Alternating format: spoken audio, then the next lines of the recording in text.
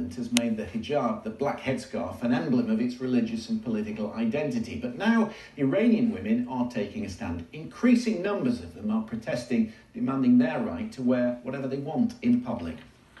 Some have been posting images on social media. Here's a woman standing in public, bareheaded, and it has led to dozens of arrests. Religious leaders have called for strong action in the courts. Iran's President Hassan Rouhani has said that the voices of protesters need to be listened to. Sanam Naraghi Anderlini, who is the co-founder and executive director of the International Civil Society Action Network, is with me here in the studio. Sanam, thanks very much for coming in.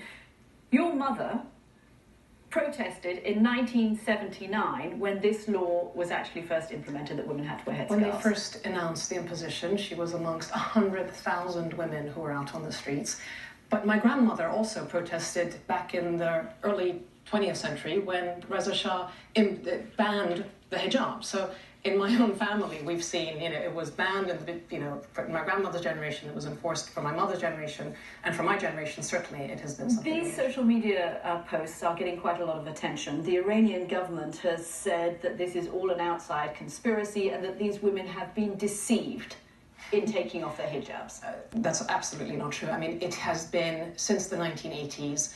When the hijab, when it was first imposed, it was very much a sort of a black shroud. It was, very wide-legged pants. Your wrists had to be covered, your neck had to be covered, etc.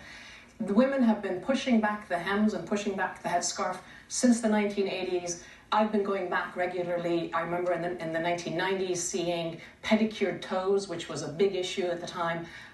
And you see the coloring, you see the shape. It has been a consistent struggle by Iranian women of all ages, generations, rural, urban, for 35 years. And it's just to suggest that all of a sudden, because it's in social media and Western media is picking it up, is actually doing a huge disservice to women, and especially those who for years have paid the price. They've been beaten, they've been fined. It's been an ongoing issue for 39 years. And 29 of them, Christian, arrested this time around. Yeah, but of course it sort of plays into the power struggle within Iran. President Rouhani, who's somewhat of a reformer, has said that young people should be listened to. Do the conservative theologians in Iran, do they see the hijab, as sort of an emblem of the Islamic State? It certainly has symbolic value, absolutely. I think people have understood right from the beginning that when you impose hijab, you're always going to have resistance. What's interesting about the contrast between Iran and the region in the last 30 years is that in Iran, the social trajectory has been to push back the hijab, whereas if you go to Egypt or Jordan, where it hasn't been mandatory, you actually see more women wearing it because the conservative forces have brought it in through other social norms and means. And what Sanam, if this is an existential issue for the Iranian regime, then how far are they going to go in order to make sure women carry on wearing it? If they see this as emblematic of the state of Islam? Well, I think that what we see in Iran, whether it's with this issue or other issues, is that there is a transformation that's been taking place, again, through the years.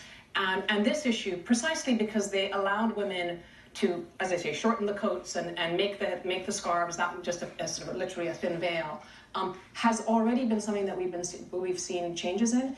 I don't think that if the hijab is removed tomorrow, that we see a sudden change, because the issues, the real substantive issues for women on the ground, is the inequality that's enshrined in the law. So I think that this is symbolic and it's important, but it's actually the substance is somewhere else. Okay, Sanam Naraghi, thanks very much for coming in. It's interesting, isn't it, Christian, how these women are facing arrest just by taking off their headscarves in public. As Sanam is saying, there are substantive legal issues beyond the wearing of the hijab, but it is something that's been unpopular ever since the Iranian Revolution amongst women, and to defy the authorities does mean that they know they risk the prospect of being arrested. Yeah, there are serious consequences, aren't there? Right, let's look at this story.